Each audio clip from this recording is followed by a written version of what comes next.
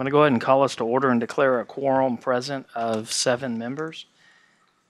Takes us to item C1, receive bond construction update. Dr. Ely. Thank you, Mr. President, members of the board. As we do, I guess 3 or 4 times a year, we come to the board and workshop session and talk about kind of where we are with our bonds and our construction projects related to those bonds. We're talking specifically of the 2013 bond election and the 2015 bond election. As Mr. Hall will show you here in a little bit, we're about through with the 2013, especially with some of the items that we have on the agenda, on the regular agenda this evening. But I would like to introduce Mr. John Hall, our Executive Director for Facilities, who will give us an update as to where we are with our 2015 bond. Mr. Hall. Thank you, Dr. Ely. Thank you, Dr. Ely. Whoa, that's loud. Mr. Harris, members of the board, it's my privilege to present a 2015 bond update for you tonight. So I'm going to go ahead and jump right into it. We will have a session for questions at the end, but feel free to ask in the middle of the presentation if you need to. So 2015 bond general information, just as a reminder, passed back in November of 2015 with a grand total of $135.9 million. Included recommendations made by the Planning for Growth Committee at that time. The construction projects included in this bond package, which I'll be giving you the update on tonight, will be for Intermediate School number 3, Middle School number 3, Elementary School number 10, some renovations to our existing intermediate and middle school campuses, as well as some deferred maintenance in the corresponding values to the right there. In addition, we had technology, buses and vehicles, and some land acquisition also included in the 2015 bond package. So I'll start off with the construction projects we have completed so far.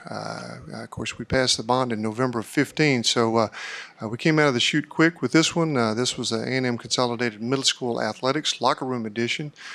We completed that the summer of 2016, just in time for football practice, literally hours before the first practice. That was a tight one. Right across the street that summer, we did some work over at Oakwood.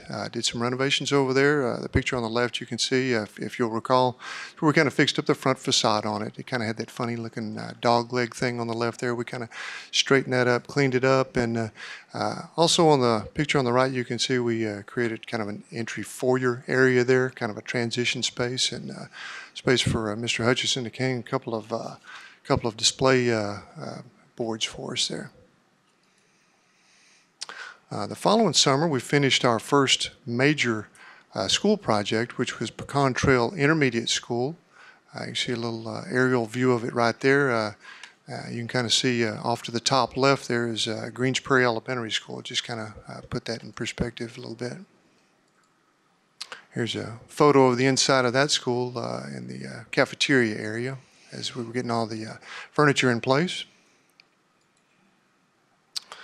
Also, the summer of 2007, since we were opening up a new intermediate school, we had the opportunity to go into our 2 old intermediate schools and do a little work.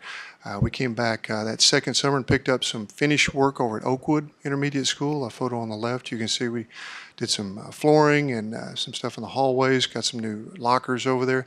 But also the picture on the right shows one of the collaborative areas that we did. Took down a wall and turned 2 classrooms into a nice collaborative area space. So that was at Oakwood.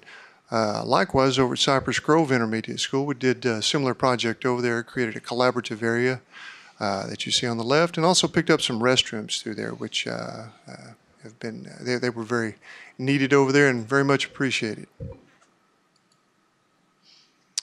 Also, the 2017 summer, we did some work over at Southwood Valley Elementary School. If you'll recall, we got in over there at the cafeteria area, kind of cleaned up the brick, replaced all the flooring, kind of painted some red, white, and blue stripes on the walls, freshened up the whole area, even picked up some stuff over in the art room and the music room, kind of spruced up that whole wing of the building. And then going forward to just this past summer of 2018, we were able to finish the big monster that we'd been worried so much about, Wellborn Middle School. Big, tough project. Mother Nature fought us on it, but we were able to get it to the finish line, finish it a few weeks before school started.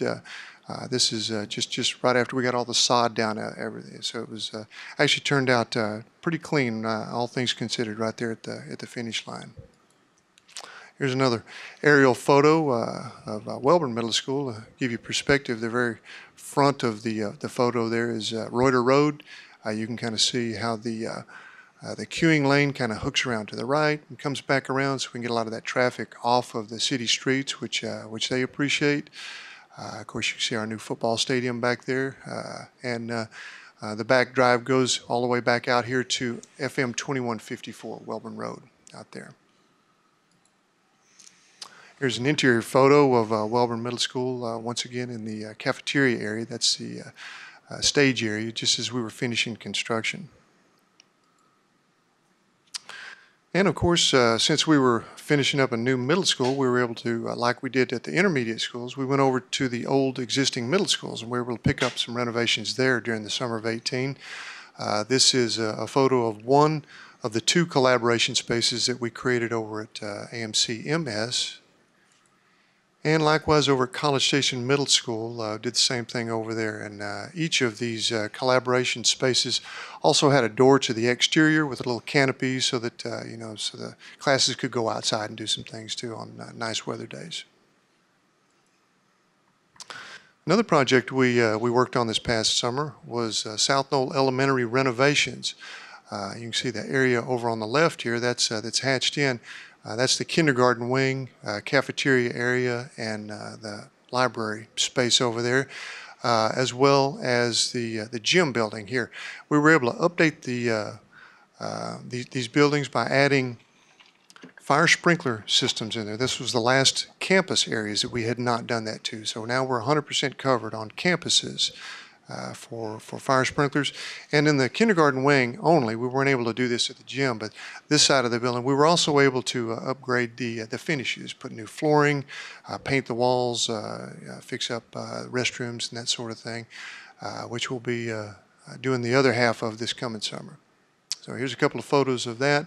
Here's one of the classrooms after we got it all freshened up, new millwork, carpet, flooring, paint, ceiling grid, new lighting, all of that stuff, and really made a difference over there too. And since this was a kindergarten classroom, we went through there and upgraded all of our restrooms as well. So that's all the ones that we had completed already. We do have one significant construction project still ongoing, and that's of course River Bend Elementary School. Just as a reminder of our GMP and total project numbers right there. 26.9 million overall project budget, pretty sizable project in its own right. The school board approved that one back in September of 2017.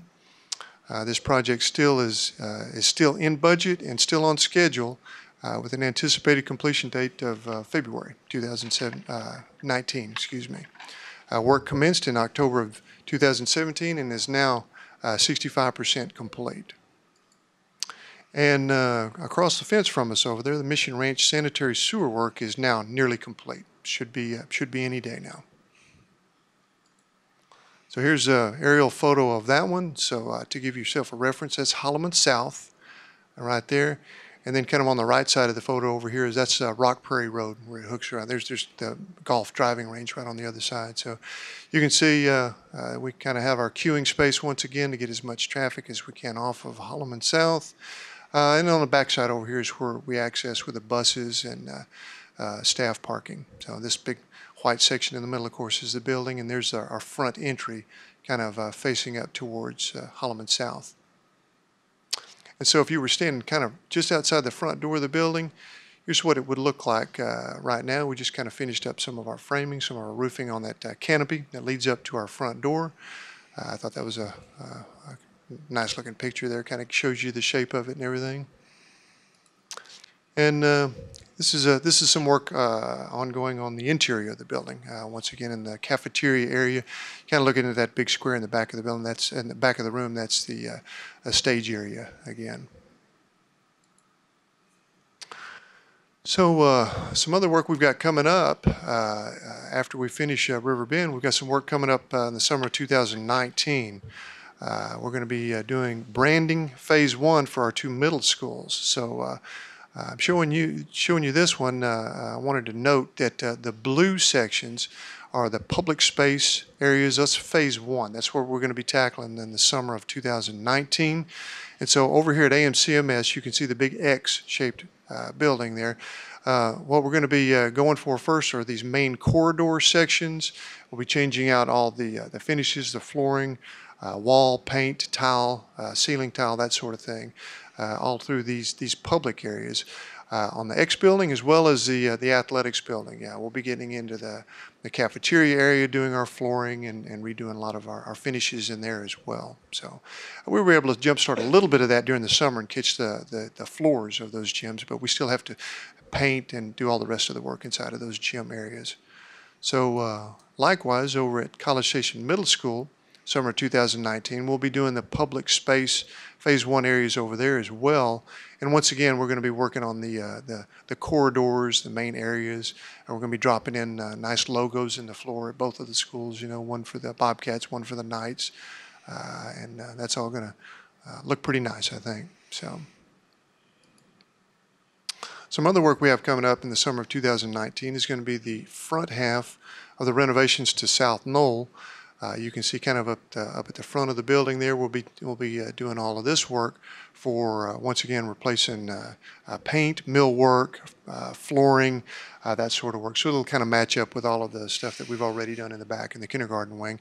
And we'll be sliding over to the gym and picking up some paint and flooring over there that we were not able to pick up in the summer of 18, just because the scope was too big for us to tackle in the time frame of 18. Did want to note that for once we finish the South Knoll project, this will be using the last of the deferred maintenance funds. The $5.2 million that we had for 2015 bond package, we'll be using it up about the end of next summer. So, and while I had you together, I did want to just give you a brief update on the remaining funds of the 2013 bond. Deferred maintenance projects. That's all we have left in the 2013 bond is deferred maintenance. I included the ones in the top in the red because these are included actually on tonight's regular board agenda. We're doing some roof repair projects over at Consol High School, Consolidated Middle School, desperately needed, especially on days like this. We find every leak. We reconfirm the locations of our leaks every time we have days like this. And over at Oakwood, of course, we've got 41 rooftop units, old air conditioning units that I think Josh Simek is going to be proud of us for getting replaced. He's been very patient with us as we've fixed and fixed and fixed on those old units over there. So, and you can kind of see kind of a rundown of the other projects that we'll be doing. You know, the latter part of this fall as well. We've got some work over at Southwood Valley, interior painting and some playground work over there. We're going to be trying to pick up some work over at Rock Prairie Elementary. We've been trying to get a canopy out there at that front parent drop-off area for years. I think we're finally going to be able to sneak that one in as well. We've got some other work over at College Station Middle School. Our pool boiler over there has been giving us fits for a couple of years now. We're going to see if we can get that replaced as well. And you can see we got some stuff at Forest Ridge and Pebble Creek as well, just some smaller projects. And then we've got some miscellaneous, much smaller projects kind of across the district that fall out, you know, in smaller and smaller in scope. So after we finish those, we're going to have approximately $39,000 left, bond deferred maintenance to chase just the last remaining projects that we can squeeze out of that bond package across the district. We're trying to keep that nice and balanced across the school district with a little lean towards the schools that are older and need it the most. So you know, with the remaining funds, we'll be going through a process where we prioritize the many existing requests to kind of make that final determination how to spend those last dollars. So with all of that, I'll open it for any questions and comments you might have. Thank you for that. What's an IDF closet? The IDF room doesn't cost, well, that's already existing. That's where some of our technology equipment is in place. But it would be the air conditioning for that because it gets so hot because you generate so much heat in there. So it's the HVAC piece of that, which probably cost about $3,000 to get us a little unit over there and pump a little extra cool air into that to keep Mr. Hutchison happy. So. I just have to say that I've had the privilege of getting to see a lot of those renovations because they're schools that my kids are at. And they look great, and the parents always notice when, things are taken care of. So good job. They look good. And they've made a big difference, I think, especially like the collaborative classrooms and the entry at Oakwood and whatnot. I think that those types of things help with the morale of the school, and also, when parents come in and see that, and they see that we're taking care of our older buildings, it makes a difference. So, thanks. Thank you. Welcome. I think that's great. Have you, with some of the newer construction, have we had any issues of note, problems? Any maintenance issues? Well, or I'm singing other? one's brand new, Wellborn Middle School. Anything of note? Nothing of note, really. We've we go through our typical air conditioning controls tweaking as we get in there. Some rooms are a little hotter, a little cooler. We have to play with some dampers and get them adjusted a little bit. But I'd say it's been less problematic this round than we've experienced in the past. So I don't want to jinx it, but it's we've come out pretty cleanly on this one. So Great. So South Knoll, that's the oldest. It's the oldest elementary right now. It is currently our oldest school, 51 years old. It's looking very, very good. correct. Thank you. It was College Hills, but we took it down and Yeah, College Hills is much newer. much newer now. Yeah. Okay. I think that, anyone else? Great. Thank you, Mr. Hall.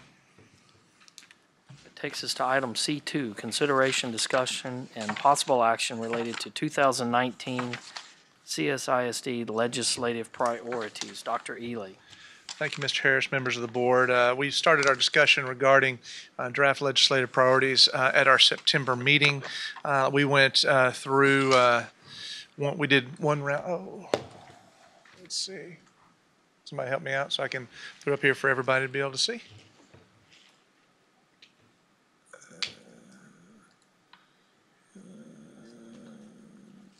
I guess that is it right there. Based on the feedback and discussion that we had in September, we've tweaked just a few of these items. We'd like to continue discussion and see if it would be the board's will that we could adopt these at the workshop today, but we'll leave that up to you. If we need to go another round and scrubbing on these, we're happy to do that as well.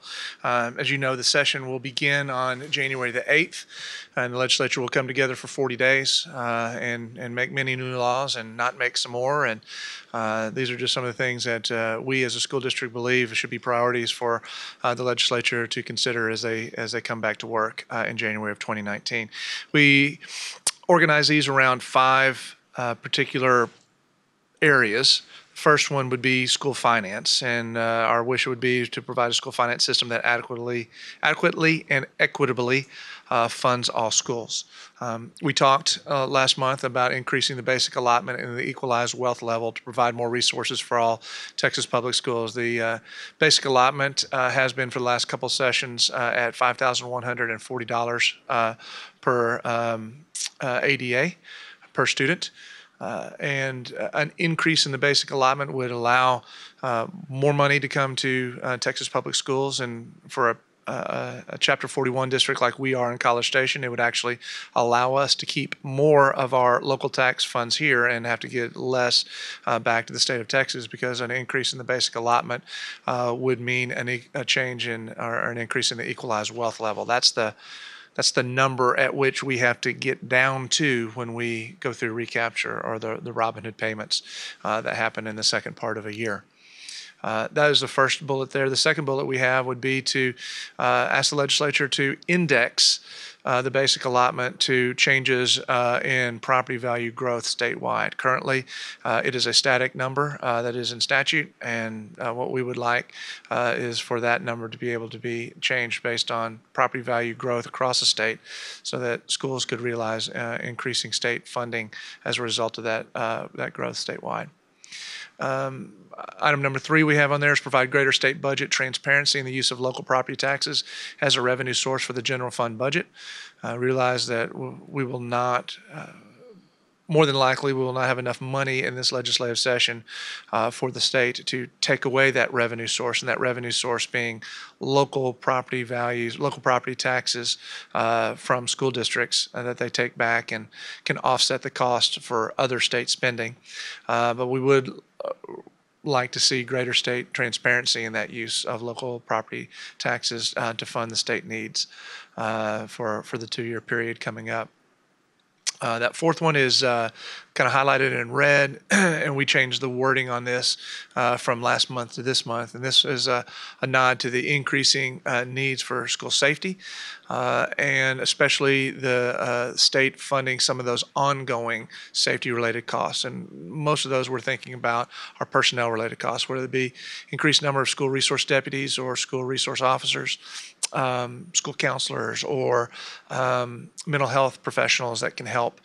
Those are not a one-time cost like it would be to harden targets or do some things like that at the school district level. But these are important positions, and they would be ongoing costs because they're personnel units. So we would support the safety of Texas Public School by increasing state funding and dedicating that new money to address annual ongoing safety-related costs. So that reflects the conversation we had last month about making sure it's dedicated towards safety-related costs, and leaving it open for the state to explore different ways to increase funding for that particular area, not one particular method.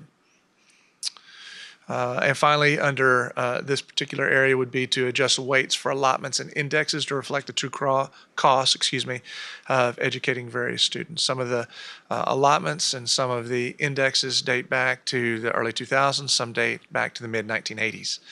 And most of them do not accurately reflect the various costs, either for sparsity adjustments or mid-size adjustments or transportation costs, or those types of things. So that is kind of what we talked about last month, and we changed up a little bit the wording on that fourth bullet. And I'm happy to move on to the next one, or we could have a discussion here of what your thoughts are on this particular section.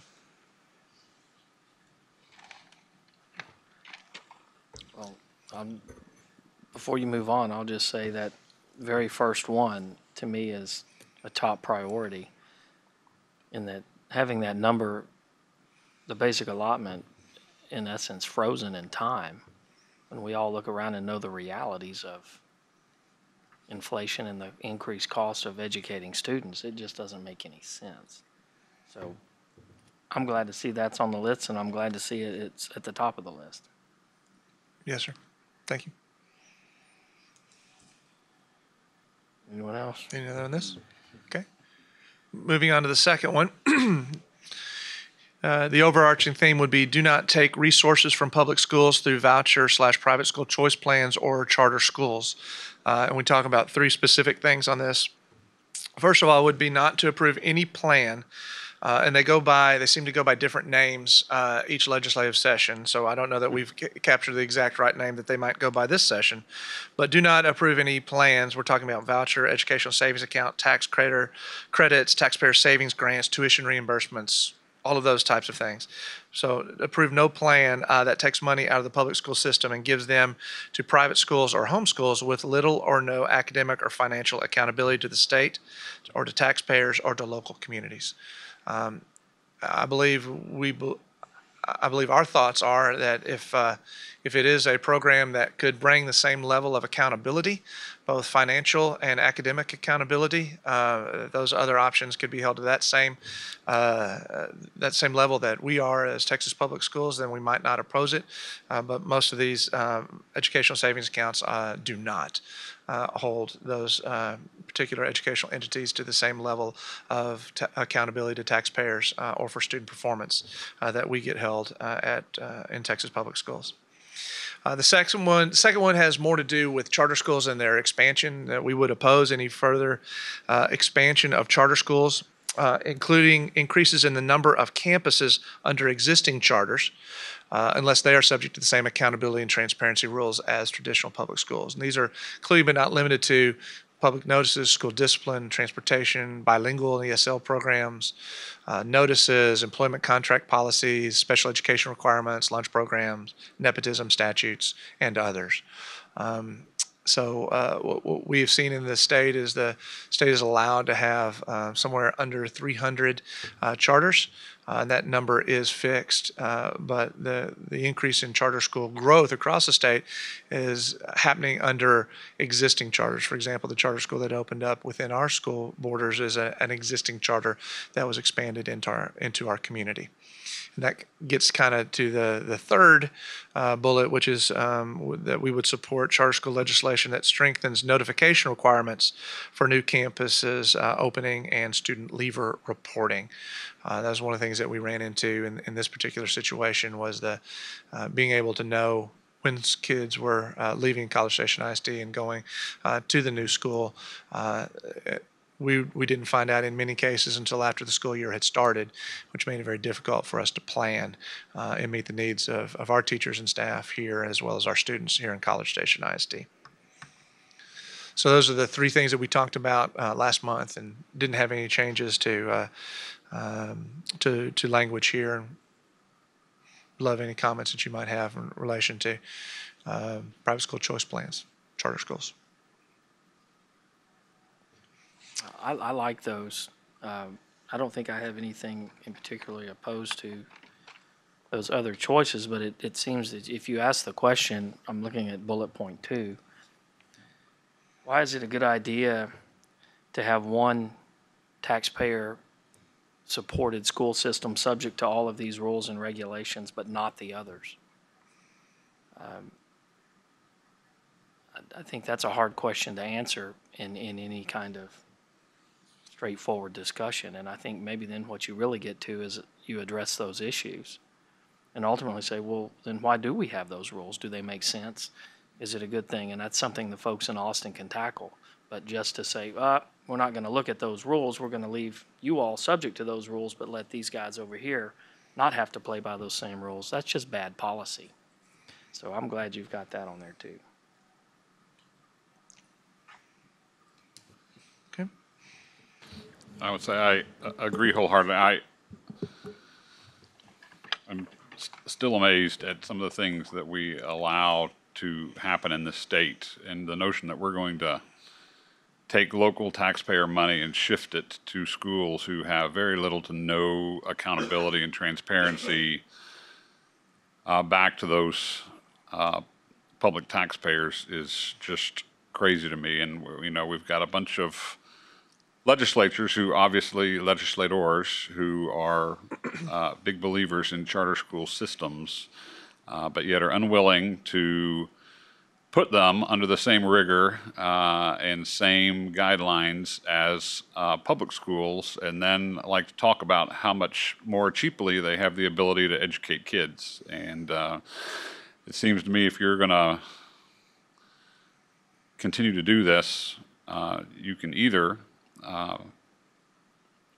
increase the responsibility that charter schools and the like have, or you can release many of the mandates that public schools systems find themselves under in terms of having to do things and follow through with mandates that legislators like to come up with, but yet don't turn around and like to fund in the long run. And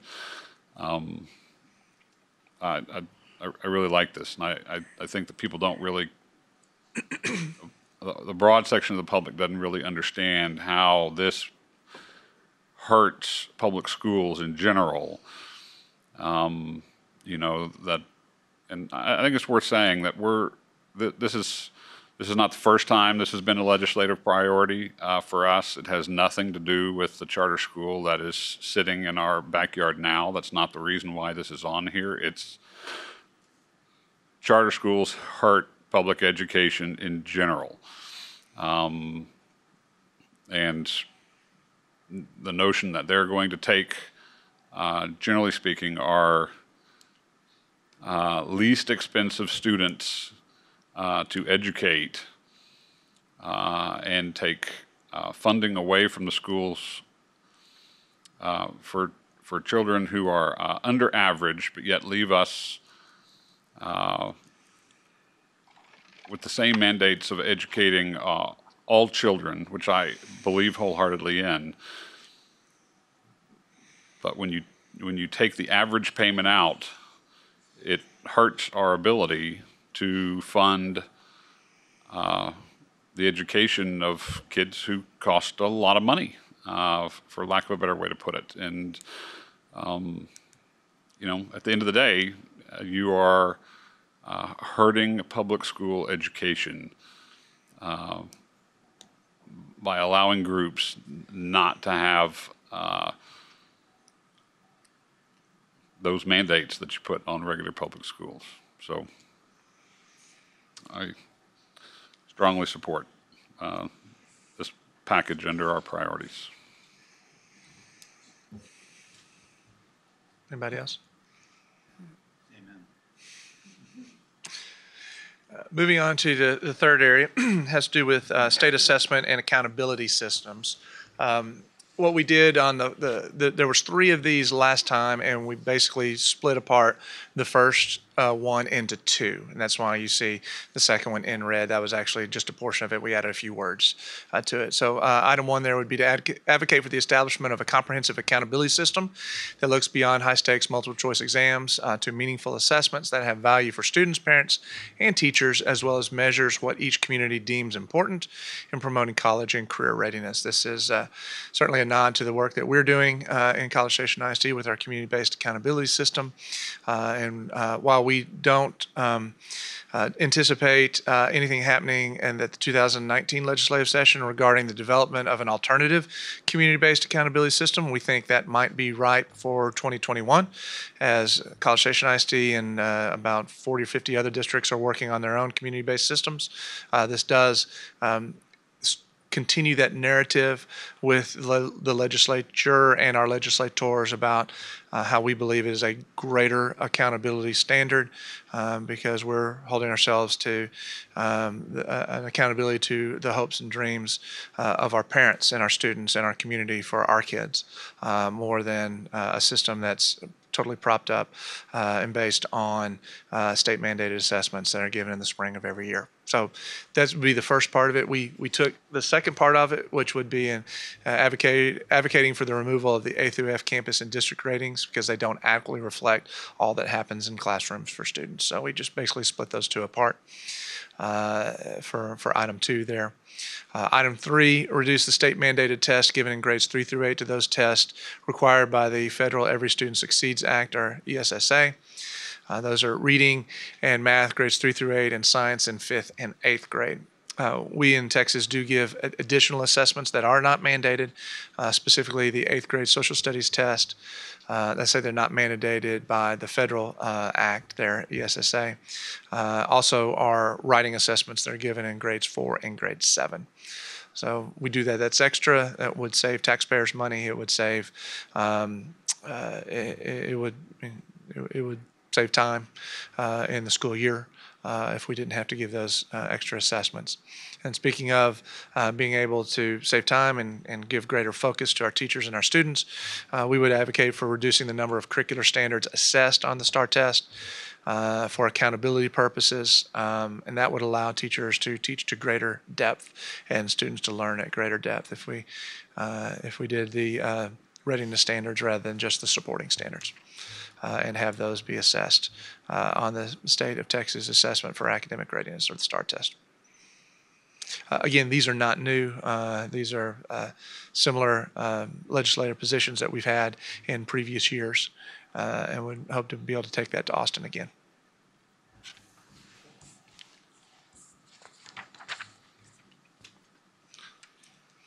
The fourth section would be to provide for more meaningful local control and local, perhaps even maybe saying local determination. And this is not just about public schools, but this is about local communities. We're talking about cities, we're talking about counties, those that have to bear the brunt of growth in particular areas. So first one would be, do not enact any appraisal or revenue caps for local governments, especially in growing communities. We're talking about counties, cities, and school districts, and those that are providing additional infrastructure for increasing populations. It's no secret that Bryan College Station as a community, as a big community, the Brazos County, City of Bryan, City of College Station, Bryan ISD, College Station ISD are all growing as we are adding additional people to our community who want to come and live here.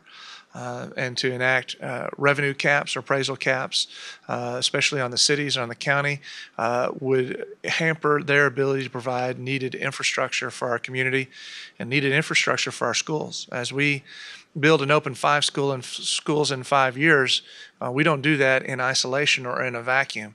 Those schools impact roads that have to be built by the city and by the county, and have to impact sewer connections and other infrastructure type issues that if our brethren in local governments in this community had that their ability to raise revenue to provide those, it would impact school children. It would impact our community in a negative way.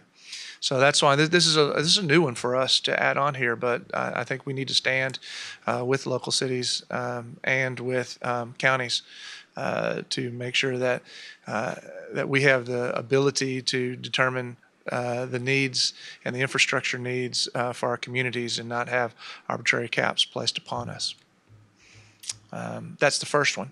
The second one would be to oppose any changes to election law language and ballot statutes that do not apply to all levels of government. We're talking state, county, local here.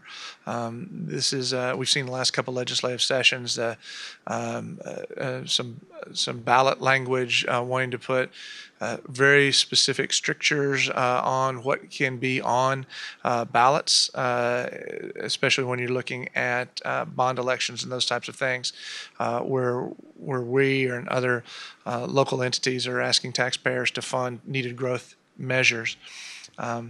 We do a tremendous job, I believe, in College Station ISD providing a great deal of information to our constituents, and we advertise those. Bond.csisd.org is a great example. It's on our website still. You can look at all the information we provided prior to the 2015 bond election. Our belief is that the time for educating oneself about bond elections is in the run-up to the election. The time for making a decision is actually when we're in the voting booth. So oppose any ballot statute language that would confuse folks when they come into the ballot box, and so that is or into the voting booth. It wouldn't actually go into the ballot box. Into the voting booth is kind of what we're talking about there. So that's our draft language on that. Love to hear any thoughts you might have related to that.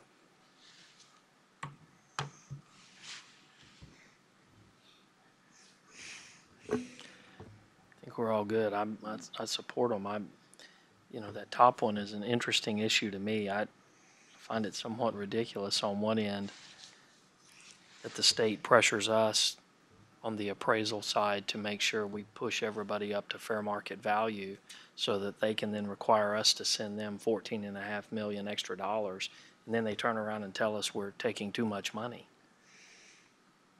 I just point that out.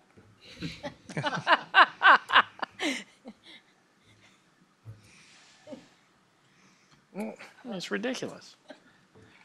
Okay. Anybody else on that? That was well said. This ballot is in red. I think we had the word that was last month was transparency statutes, and we are all about transparency, and we don't want to be less transparent. What we're talking about is the ballot statutes, and so we made that change. That's why that's in red.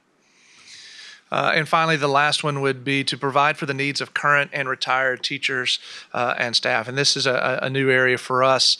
We nibbled around on some of this last 2 years ago, but really this is looking at the legislature meeting the needs of retired teachers and staff and current teachers and staff. We're talking about not only their the pension for when teachers retire, but we're talking about the healthcare costs. So we have a few things that are under here. The first one would be to increase the state. That's state support, not district or retiree support. That has been increased over the past couple legislative sessions of the teacher retirement system pension to ensure that the system remains solvent and provides for all retirees. The TRS pension is not in any danger right now. Through the wise the wise administration. It is not one of these underperforming pensions that you read about back east or police and fire pensions that you've heard in other places. It is doing very, very well. We want to make sure that the legislature would continue to look out for both retired teachers who are now retired and those who will be retired someday, teachers and staff members, by making sure that it remains solvent and provides for all retirees. And item number 2 goes with that, and continue to use the current defined benefit pension program for TRS members and not go to a defined contribution or a 401k type plan. You know, when you enter into the education profession and you go into teaching or you work for public school systems, and I'll throw Texas A&M in there because they're involved in the teacher retirement system as well. You go there knowing that you're not going to make a whole lot of money. You could make more money doing other things. What you do have a promise from the state government though, you do have a promise of a pension at the end of your public school career. And we would hope that the legislature would continue that defined benefit pension program and not change it into a different type of defined contribution plan. I don't know that that's going to have as much of legs from what I've been told as it has in previous sessions. I don't think people are going to, from the legislative side, are going to be coming after that much this session. But we want to continue to have that in there because we believe that's important.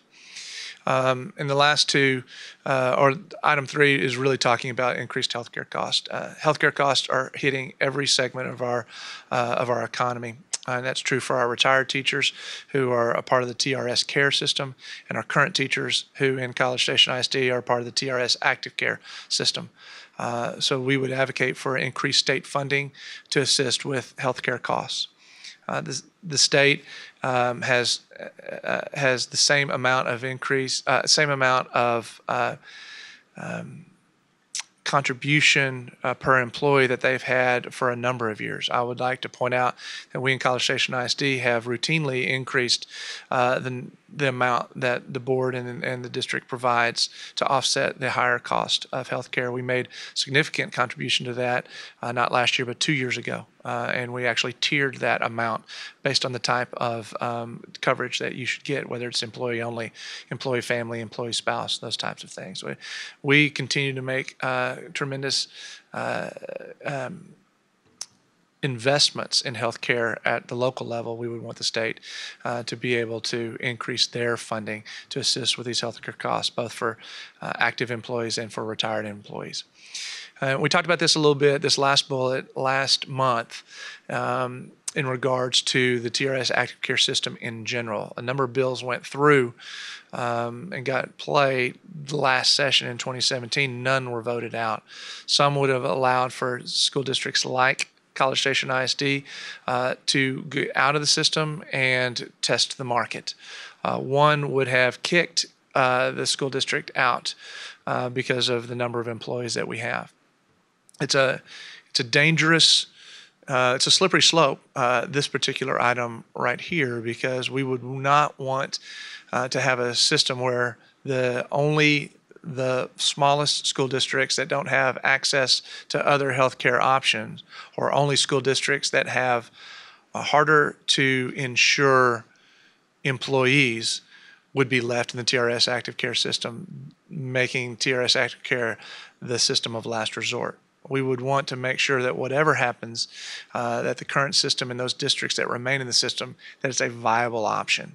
So So that will bear a lot of watching in the spring when the legislature comes back into session. We would want to have alternatives that would provide us additional flexibility, but not bankrupt the current system or make it untenable for those districts that remain. And what that looks like, I don't know, but I think that's the right stance for us to take, both for meeting the needs of our own employees here, which is certainly our number one obligation as administration and board of College Station ISD, but to make sure that our brethren across the state, they have viable options as well. And I believe that is all that we have right now in the 5 areas. I'd love to hear any questions you have about this particular section or any of the others. Looks good to me. It's quite an extensive list. So I don't know how your elevator speech looks, but Well, that's the one thing I was going to say. Would you let the public know then once we vote on this, would you tell them then what happens? So this would be assuming that you vote to enact these legislative priorities. This is what we use. This is a portion of what we use when we go and we visit with legislators, both our folks here in the district, and then when we go to Austin to advocate on behalf of College Station ISD and public schools. We wouldn't just hand these. We don't just mail these. Sometimes these will be in smaller bites based on our audience. But this would be the stance, the public stance that we as a school district and you as a board of trustees are taking and saying, there are a lot of things that are important that go beyond what we're saying here, but these are our priorities. These are the things that we're both advocating for, and some of the things, quite frankly, we're advocating against happening to public schools in this particular session. But we do go. I go, and other staff members go from time to time to visit with legislators. And we invite the board, and sometimes board members will go with us as well. We'll go knocking on doors. We'll go see our local delegation when they're there and advocate for these very specific things. And then we, as a school district, myself, our staff, will track these bills, and as some gain traction, and there will be others that will come up, and we get in contact with you as board members so you can help advocate with us for the needs of school children and how they would benefit CSISD school kids. Thank you. You know, I think overall, I think everyone needs to understand really that these priorities are really, really important because our finance system in Texas is so incredibly messed up, and there's not any other way to say that. Again, I want to repeat, as we've repeated here tonight, and then again, is that, you know, the state's given us $10 million to educate our children, and we're going to give them $14 million back. Somehow the math doesn't work for me on that, and nor should it work for anyone watching this.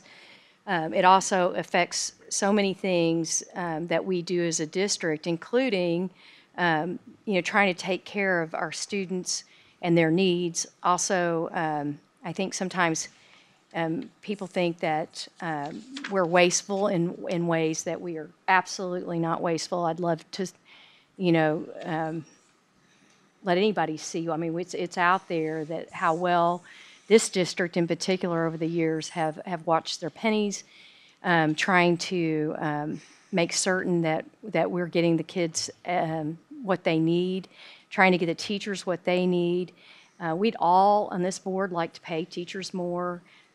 It's just not feasible with the current system. And the fact that we're also having now to advocate for our retired teachers, which, you know, I've always thought as we were voting on some of the things that we had to vote on, and you feel bad, that they would be taken care of in retirement, and now even that's in jeopardy. And I really think that if we don't all stand up as a public and say and have an outcry about that, we need to take care of public school, because that's our job, is to take care of these kids and to make certain that our society is well educated. And I think that we've forgotten that it's a real privilege that these kids get to be educated free of charge, and that it should be open to everyone.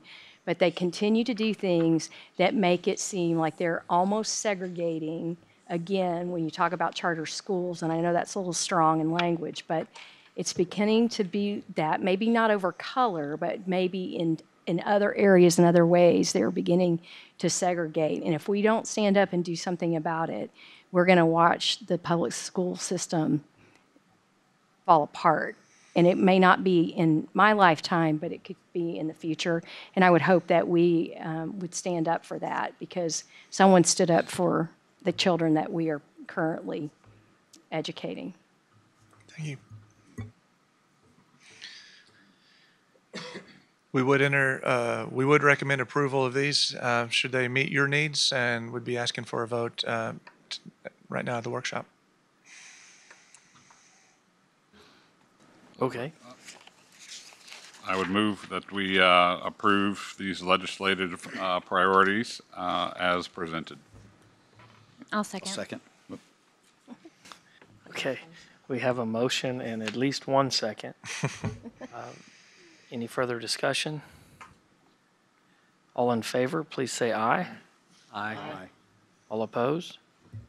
Motion carries 7-0. Here we go. Takes us to item C3. Consideration, discussion, and possible action related to approval of the CSISD competitive 5-year birth to Do you have something to 5 Head Start grant. Dr. Ely. Thank you, Mr. Harris, members of the board. Just a reminder, we have a public hearing that is scheduled for 6:45, so we're coming up on that here pretty soon.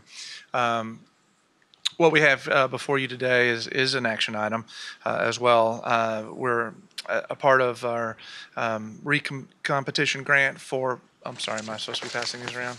Yes. Sorry. Just elbow me. My wife does. What we have here is a federal competition grant for Head Start services, and we do have action for you tonight to approve a letter of confirmation that we want to apply. So with more information on this is Dr. Penny Trammell, Chief Academic Officer. Dr. Trammell. Good evening. Wanted to share a little bit with you about... Thank you. Good evening. We wanted to share a little bit with you about our grant proposal. The grant opened and was actually put out for application on September the 19th of this year. It is due November the 19th, so we have been working fast and furious on it. We do have a consultant helping us with that as well. In looking at the mission of the Head Start program, essentially we want to work on strengthening attachments and connections for children and families with the community, to support healthy environments, and to foster readiness for school and lifelong learning. Our factors for consideration as we look at writing this grant would be to serve as many eligible children as possible, to create readiness opportunities, especially for our 4-year-olds before they enter official school, to build family readiness for school success, and this is educating our parents on how they can support their children in being successful in our school system, to offer infant care to support families, to maintain services for international families, and to provide support for successful transition into campus classrooms. And last but not least, to address noted and perceived mental health issues in children and adults. When we look at our data, we have had for the last few years a wait list to get into our Head Start program. We have about roughly 50 kids on that list right now. These are students who are eligible for services, but we literally do not have the space to accommodate them in our system. Conversely, we have struggled for the last couple of years to keep our early Head Start numbers at capacity. So that is a need that you will see we have addressed in this grant proposal. Could you remind us what the early Head Start is and how it's different? Yes. Early Head Start would be our birth to roughly 3 kids. They have home visits. We have people who go out and pay home visits and help teach parents how to interact educationally with their kids, socially and emotionally.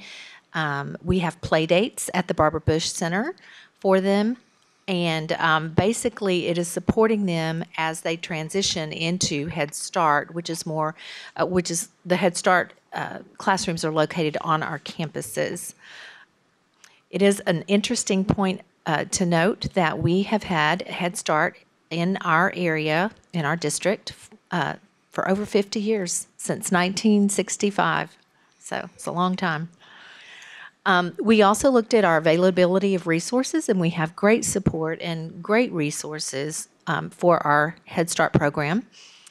And we looked at specific issues and services, particularly in the area of mental health, based on some qualitative data with trauma in families and that kind of thing. In responding to the data, we are proposing to decrease our early Head Start numbers, since we've kind of struggled to keep that at capacity, while increasing our Head Start numbers to accommodate more of the children who are preparing for school to be ready to enter kindergarten. So we want to switch around some numbers in those two programs. And then to provide specific interventions and supports for our families, and as I said, particularly in the area of mental health. In looking at some of the grant details, we are applying to receive a little over $2 million annually, and this would be a 5-year grant, so we would receive this funding every year for the duration of the grant. If you look at the second bullet or a number, you'll notice that just a little bit over $2 million is for operations, staffing, materials, and such, while about 35,000, I'm sorry, I have a head in my way. About 35,000 is for training and technical assistance. As we look a little closer at the budget, it breaks down something like this. You'll notice Head Start is a little bit over $1 million in funding for staff, while Early Head Start is less. We have fewer children. Fringe benefits like health benefits and that kind of thing, supplies. You'll notice other and pilot for respite and renewal, which is what the administration has named the program that they would like to pilot in this new grant. But this would be the mental health services in response to some of the trauma that we see and some of the young mothers and children. In looking a little bit closer, just so you kind of know what we are submitting and how we are graded at point-wise on what we're submitting, the components of the grant are listed, and you'll notice the points for each thing are listed out beside the different areas. This would be for a total or possible 150 points in the grant submission. And then we also have an appendix, that was 75 pages, and an appendix in addition to the components that is 75 pages that includes basically our viability and ethical support systems in our district to do a good job of administering this grant. When we look at program proposals, we really aren't changing a lot in our grant. However, we are shifting based on our data, the early Head Start and the Head Start slots to increase Head Start and decrease early Head Start. In addition, and that would have the personnel would follow suit to accommodate those children. And then in our mental health support and services to target first-time moms and young children for mental health services, but not excluding any other Head Start family that might need those services as well. We would just target those first-time moms while accommodating the rest of the families that are eligible. And basically, that is it. We come to you tonight for approval of the proposed grant with these shifts in our program. Let me go back to just remind you of the slots, the different numbers in the two programs, and the mental health services. So do you have any questions at this time? What specific action do they need to take? We would like for you to approve the proposed grant as submitted with the program changes as submitted for submission on November the 19th to the federal government in hopes that we can get the grant for another 5 years. Yep.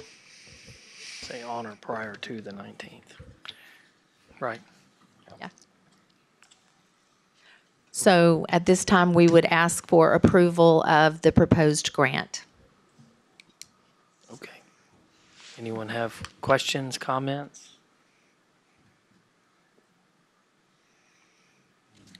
I make the motion that we approve the grant as proposed. I'll second. Okay, we have a motion and a second. Any further discussion? I think it's very interesting, the 1965. That's a pretty, It's pretty cool, From huh? the beginning. it is. Yeah. Yeah. Almost older than me. Or it is older than me. It is older than me. Hey, don't cheat It is older than yourself. me. Yeah, I like that. And I like the idea of rebalancing to more accurately reflect or meet the needs of the actual students. Okay, with that, all in favor, please say aye. Aye. All opposed? Motion carries 7-0. Thank you. You're welcome. Thank you. And with that, we are adjourned. Just a reminder, we're back at 6:45 for a public hearing on the schools first. Okay, we'll be back at 6:45 for a public hearing on schools first, and then a regular meeting at 7.